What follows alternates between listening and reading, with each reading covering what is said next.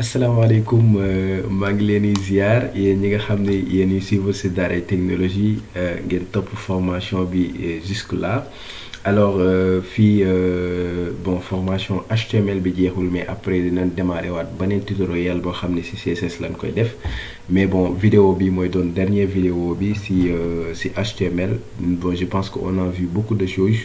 Alors li ci des ça va être juste des révisions donc fii ma jox leen juste quelques bonus yoo xam ni par exemple di ngeen ko soxla ci codage ak même sax ci budul codage alors si bu ñuy tàmbalee mooy par exemple dama leen wan benn site boo xam ni daf leen di permettre ngeen xam ba xam seen code HTML dafa valide wala seen code HTML dafa validul quoi am na ay erreurs yoo xam ni war nga ko mën a corriger donc site boobu mu ngi tudd validator.w3.org n'est-ce pas bii pour HTML la am na beneen pour CSS alors boo ñëwee ci site bi daf lay wan déjà validate by URI maanaam bu doon site bi par exemple tey jii da nga ko héberger ci benn serveur ba pare ba gars yi mën ci accéder en ligne dans ce cas da ngay récupérer tout simplement URL bi nga coller ko fii automatiquement nga cliquer ci check mu valider la ko sinon bon nga cliquer fii pour choisir benn fichier n'est-ce pas ci sa machine nga choisir fichier bi nga def ko fii mu valider la ko sinon tout simplement nga copier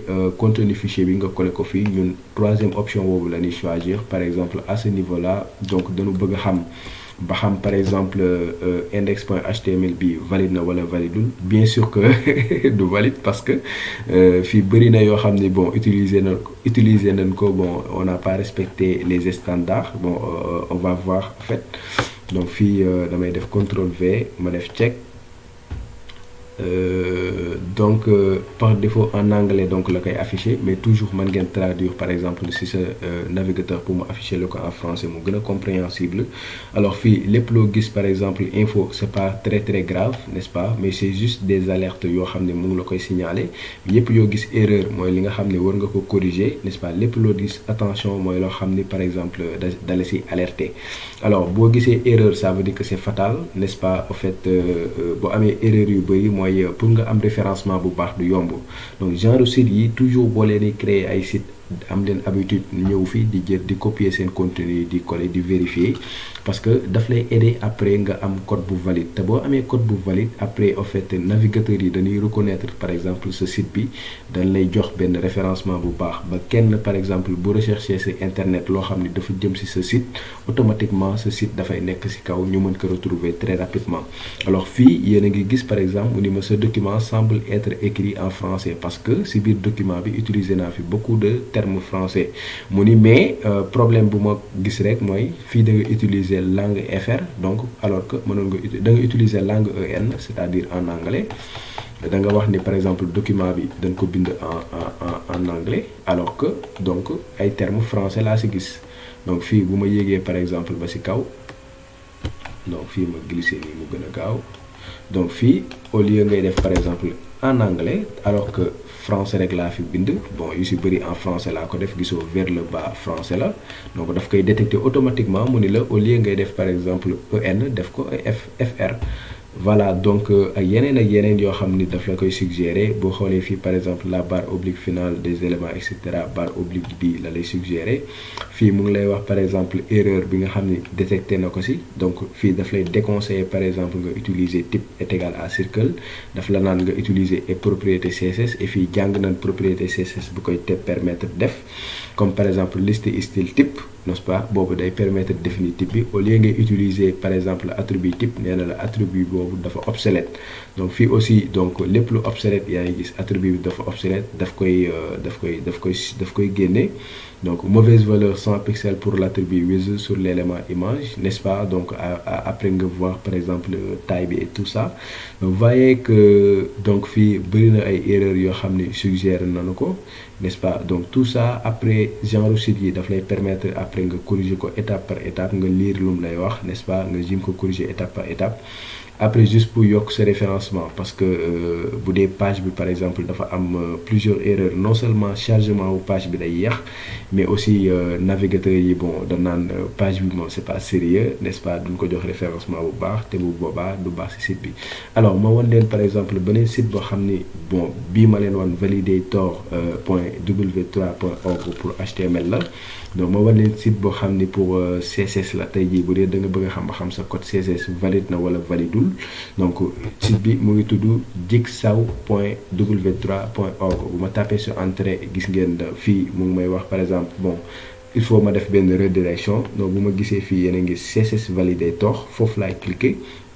bu ma cliquer automatiquement mu basculer ma par exemple si voilà mais par contre fii Jigsaw la c'est au lieu de Validator donc fii même chose bu ma bëggee envoyer URL site bi ma jox ko fii URL site bi mu vérifier ma pour site bi yëpp wala ma charger fii benn fichier wala puis par exemple ma def directement benn fichier CSS alors loolu laay def damay jël fii par exemple sama style.css bi bon bii moom normalement day valide parce que defuma fi grande chose ma daal di def CTRL V vérifier.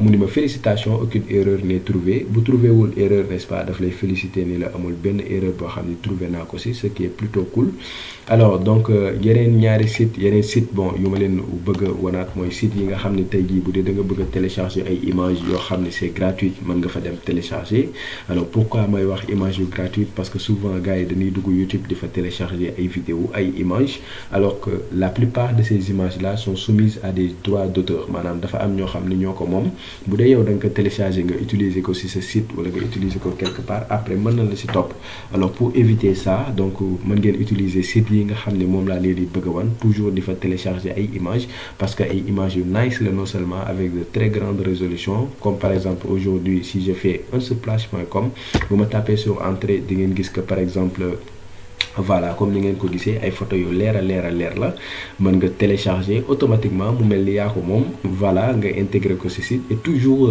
am leen habitude di ñëw ci site yi parce que image yi non seulement dafa leer mais dafa rafet alors donc yéen ñi nga xam ne de préférence boo leen di rechercher leen en anglais par exemple bu ma defee desktop pour par exemple des affaires de bureau ma ñëw fii taper desktop yow mi nga xam ne déggoo anglais par exemple mën nga utiliser translate.google.com n'est-ce pas fii boo ko waxee nan la ñuy waxee par exemple ordinateur n'est-ce pas donc ma bind fii ordinateur boo ñëwee fii ni ko en anglais laa ko bëgg n'est-ce pas mu ni la ordinateur computer bu la neexee nga ni ko en arabe laa ko bëgg yéen ñi jàng arabe mu wax la ko fii n'est-ce pas voilà donc instant yi dara jafeetul n'est-ce pas lépp looy wër mu ngi ci internet ma fermer fii donc ma wan leen par exemple beneen site à part Unsplash il y a Pexels aussi qui permet de faire exactement la même chose gisoo même boo xoolee sax même design bi la moom ak bii buñ ko comparer voilà même champ de recherche la et cetera et tout ça mais une fois que par exemple nga am benn image boo xam da nga koy wër gisoo ko fii mën nga ñëw par exemple ci Pexel nga seet ko fa alors moo war leen par exemple beneen aussi site boo xam ni c'est presque la même chose ñu koy wax pixabay.com alors Pixabay aussi boo xoolee aussi même design bi pratiquement mais toujours il y a de très jolies images en fait différentes yoo xam ne mën nga ko fi trouver ça dépend aussi à part si li nga bëgg mën nga rechercher par exemple voilà donc dernier site bi ma leen di wan moom mooy doon par exemple freepik.com n'est-ce pas fii on va faire freepik.com alors freepik.com aussi n'est-ce pas des sites bu intéressant comme yële voilà donc mën nga ci def ay recherches n'est-ce pas télécharger par exemple lu la neex voilà donc image yu la neex ay mosquées et cetera il y a de très jolies images yoo xam ni mën nga ko ci rechercher donc dernière peut-être truc bu ma leen di wan à propos des images c'est flaticon.com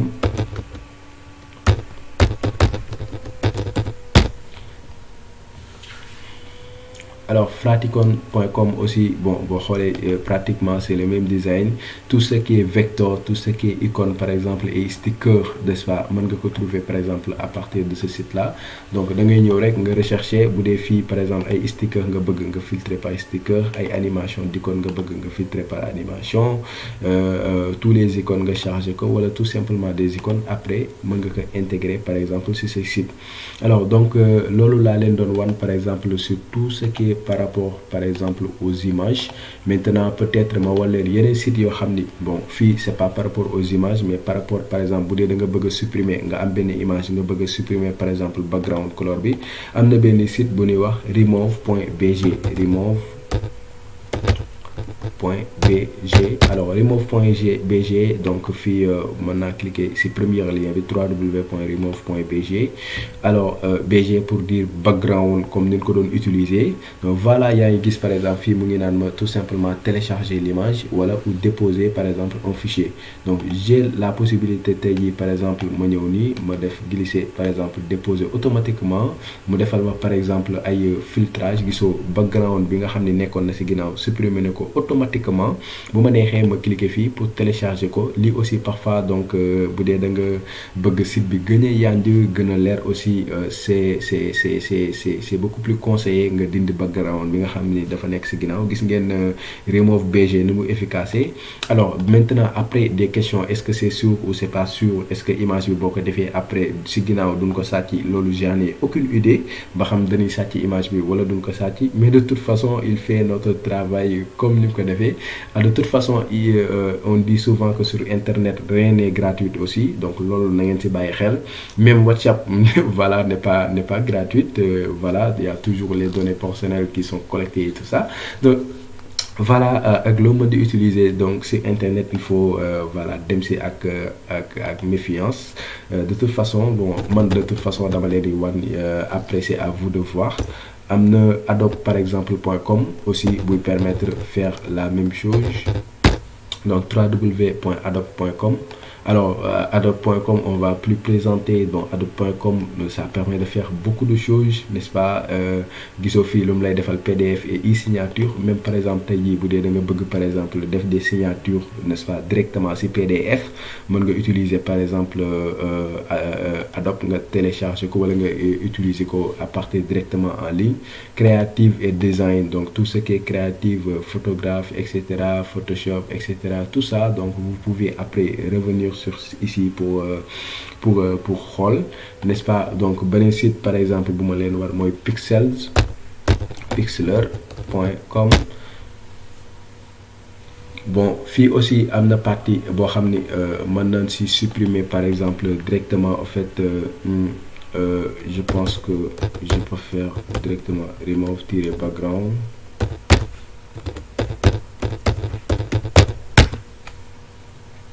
voilà, donc bu dee da nga def par exemple pixlr.com donc /fr/remove-background. excusez-moi, fii aussi même principe bu la neexee donc mën nga glisser déposer, n'est-ce pas, automatiquement en fait. wala nga sélectionner directement benn photo ci sa galerie, n'est-ce pas. après nga télécharger ko nu mu la neexee, n'est-ce pas. voilà, supprimer l'arrière-plan, c'est exactement la même chose ak bi ma leen woon sànq. am na aussi bon yeneen ak yeneen. bon je sais que je pense que ñaar yooyu rek doy na. peut-être ma war leen am na Inpixio, je pense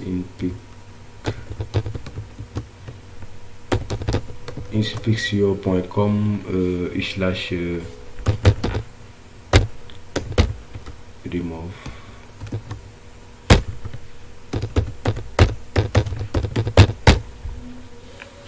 background. voilà, donc yéen a ngi gis inpixio.com boo defee /remove-background aussi. fii aussi même chose là n'est-ce pas. en fait da ngay juste en fait déposer sa image wala nga choisir sa image, automatiquement mu supprimer le background bi. bon ma war leen aussi en fait déposit photo aussi .com aussi bu siiw la. déposit photo.com. j'espère que je fais pas d'erreur. déposit photo.com aussi toujours bon j'ai fait d'erreur si ni ma ko bindee. fr.deposit et fr.deposit photo.com, n'est-ce pas. et tirer background, voilà, téléverser une image, c'est fr.deposit photo.com /bg-remover.html. gudd na mais voilà da ngeen koy noter quelque part. de toute façon en fait fii aussi mën nga téléverser image bi boo gisee téléverser mooy tout simplement nga cliquer pour nga choisir benn image. donc nga téléverser ko automatiquement après dina la defal par exemple un téléversement de l'image. bu ko téléverser ba pare gisoo supprimer automatiquement background bi.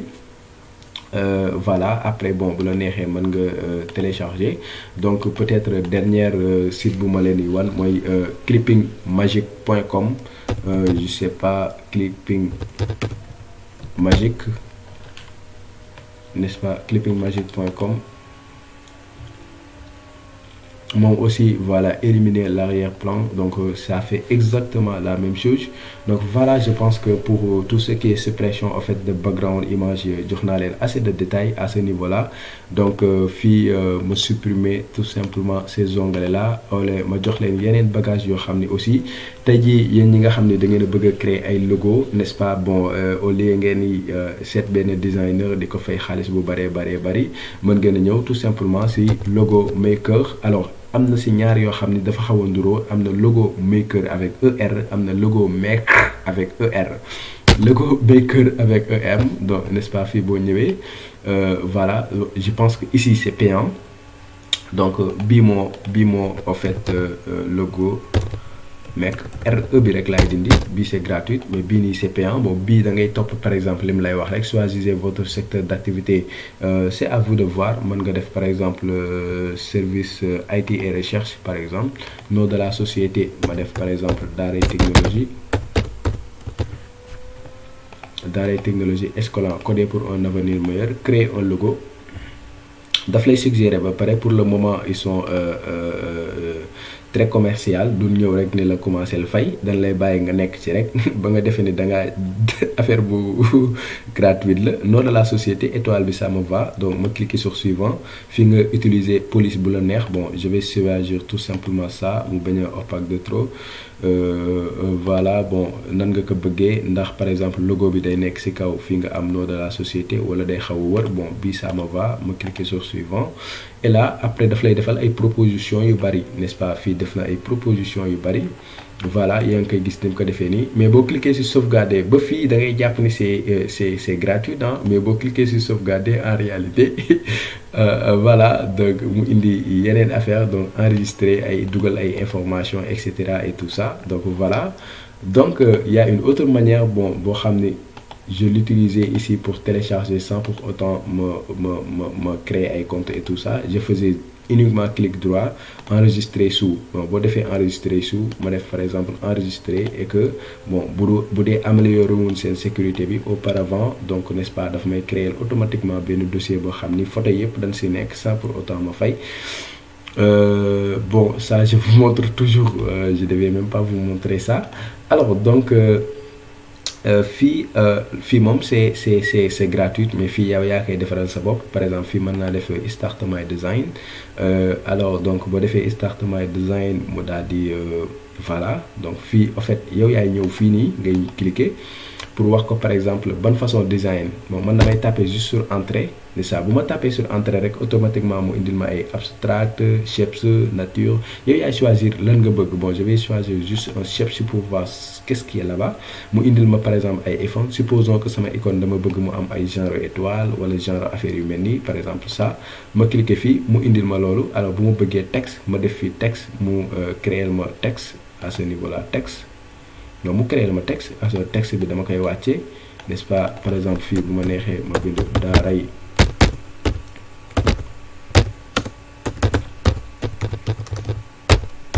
Daaray Technologie, contrôle A, n'est-ce pas. Maintenant en fait fii boo xoolee, n'est-ce pas, am na ay peinture pour nga par exemple changer couleur bi à ce niveau-là. Mën nga changer, bon je double clic, mën naa changer couleur bi je pense à ce niveau-là. Voilà, yéen a ngi gis couleur baa ngi changer, mais foog nga double clic ko ba pare nga choisir par exemple couleur bu la neex. Opacité bi maanaam transparence bi bu la neexee par exemple nga diminuer ko, looy gën di wàññi muy gën a transparent, looy gën di yokk muy gën a opaque. Alors donc tu peux faire pas mal de choses. Mën nga ko diminuer aussi juste en faisant comme ça, n'est-ce pas. Après nga positionner ko nu mu la neexee, n'est-ce pas. Boo paree nga cliquer ci icône bi pour télécharger ko. Bon fii la lay wax download low resolution PNG file, donc mën nga cliquer fii par exemple. download free low resolution, download par exemple pro licence, n'est-ce pas, download notice, etc. bëri na lu mu lay def, mais fii da ngay cliquer juste ay accept et download free pour nga télécharger ko, et boo cliquer après ici mu lancer ko automatiquement parce que télécharger na ko. boo demee ci téléchargement di nga ko fa fekk, et de toute façon notre logo est là. yow mi nga xam ni bon lii pour logo yu simple yi la rek, bon voilà, bon nga bëgg a defar par exemple un logo, mais un simple logo. Voilà, donc mën nga dem ci plateforme yooyu noonu. Alors donc beneen affaire bu ma leen di wan, c'est les extensions peut-être de Google Chrome, n'est-ce pas. Parfois Google Chrome dafay ñëw ay fonctionnalités yoo xam ne mën nga ko télécharger ci sa navigateur, ñu koy wax les extensions. Donc am na extension yoo xam ne c'est pour récupérer des codes couleurs depuis votre écran, comme par exemple man bu xoolee sama navigateur, bu ma ñëwee par exemple ci genre jeu bi ngay gis fii dafa am ay extension, gisoo fii Colorzilla damay permettre par exemple bay récupérer ay code couleur, mais ça couleur bu mu mën di doon. bu ma defee Colorzilla, n'est-ce pas, mën naa checker couleur. par exemple bu ma soxlaa couleur vert bi damay cliquer automatiquement mu récupérer ma couleur bi. voilà, loolu ay extension ñoo koy def. Alors donc pour installer extension yi, donc da ngay rechercher tout simplement extension. par exemple mën naa def Colorzilla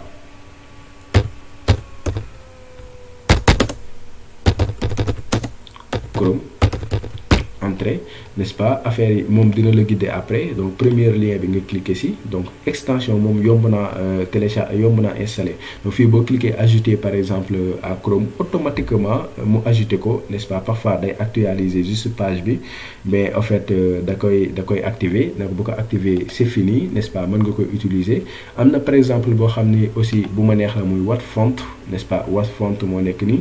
bon Wattfont dafay permettre tout simplement en fait récupérer une police depuis votre écran, n'est-ce pas. tey jii bu dee Wattfont dama ko lancer, nga cliquer ci, bon instant yi c'est désactivé, mais pour nga activer ko da ngay ñëw, pour nga télécharger ko da ngay def tout simplement comme sànq ni ma ko rechercher fii ma def arrière, donc récupérer lii extension, n'est-ce pas. nga def fii nga def toujours noonu nga ko defee extension Wattfont par exemple, nga def Chrome.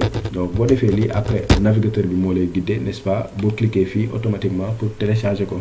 alors Wattfont benn extension la boo xam ni daf lay permettre par exemple, bon fii beneen extension la may indil, mais toujours mën nga rechercher ba gis Wattfont comme ici, doog a cliquer par exemple si Wattfont. je pense que c'est bi nekkoon ci suuf la. alors donc Wattfont way say là, donc Wattfont moo nekk nii. Wattfont daf lay permettre police, xam nga sànq wax naa les polices yi mooy ay Verdana, ay par exemple Arial Black, ay Sheriff, ay ce qu'on appelle Times New Roman, yooyu ñooy police yi. par exemple tey jii bu dee da nga gis benn écriture nga bëgg a xam ban police lañ ko defaree, donc extension bi Wattfont da ngay boo ci cliquer rek, boo tegee curseur bi daf lay wax par exemple no police bi. loolu aussi c'est hyper intéressant. parfois nga gis par exemple benn écriture bu rafet nga bëggoon a xam kii ban police la utiliser pour def lii. donc Wattfont c'est une extension hyper intéressant buy permettre de le faire. alors ma jox leen beneen extension boo xam ne xawma ba xam di ngeen ko soxla, ñu koy wax Wattrun, n'est-ce pas. day permettre tout simplement extension Wattrun, extension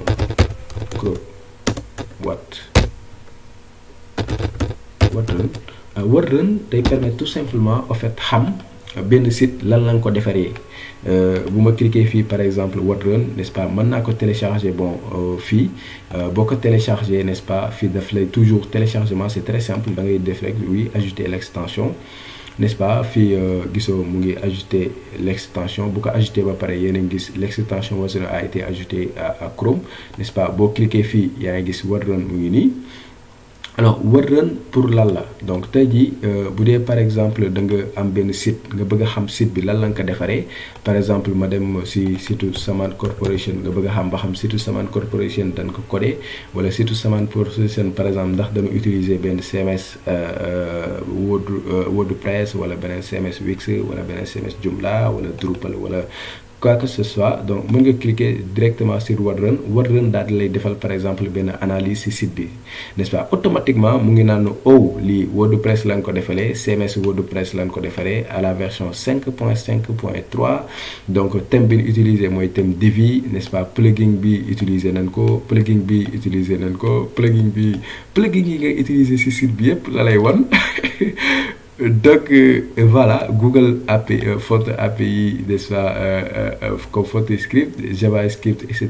ak lépp loo utiliser par exemple dala koy wax, n'est-ce pas, ak site bu mu mën di doon boo de utiliser par exemple bon parfois am na site yoo xam ne dañuy sécuriser de telle sorte que même boo utiliser WordRun, n'est-ce pas, du la jox benn information, mais am na si site yu bëri yoo xam ni, n'est-ce pas, boo utiliser WordRun taf mu wax la site bi lan lañ ko defaree, bu dee WordPress la mu jox la extension yi nga xam ni moom la développeur bi wala designer web bi utiliser pour defar loolu. Alors je pense que bon c'est bon pour le moment. Peut-être jox leen des trucs de design bon affaire design moom benn rek bu ma leen ko ci joxoon mu doy parce que man moom laay utiliser pour def sama design yëpp muy Canva. Alors Canva pour ñu ko xamul woon c'est une plateforme boo xam ni def naa ci vidéo ci sama chaîne YouTube bi dafay permettre de def tout ce qui est design moo xam par exemple carte de membre, carte de visite, ay affiche flyers, ay vidéo, ay par exemple affaire anniversaire, tout ce que tu peux penser tu peux faire ça avec du Canva. Des présentations bon yéen ñi nga xam ne vous êtes intéressé avec Canva mën ngeen a seetaan sama vidéo bi ma ci def sur YouTube, mais il y en a pas que Canva. Par exemple tey jii am na tout simplement Adobe.com qui permet de faire la même chose, il y a App.Corel Vector qui fait la même chose. Boo demee par exemple App.Corel, je pense que il y a un point Corel Vector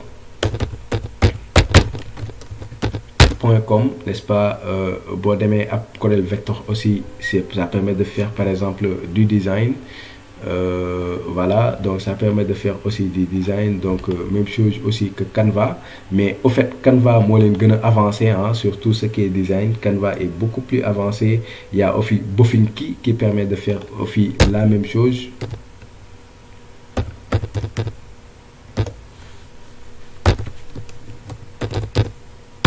Bofinky aussi qui permet de faire la même chose, n'est-ce pas, qui permet de créer des graphiques, des designs, etc. Vous pouvez cliquer par exemple sur Get Started pour commencer.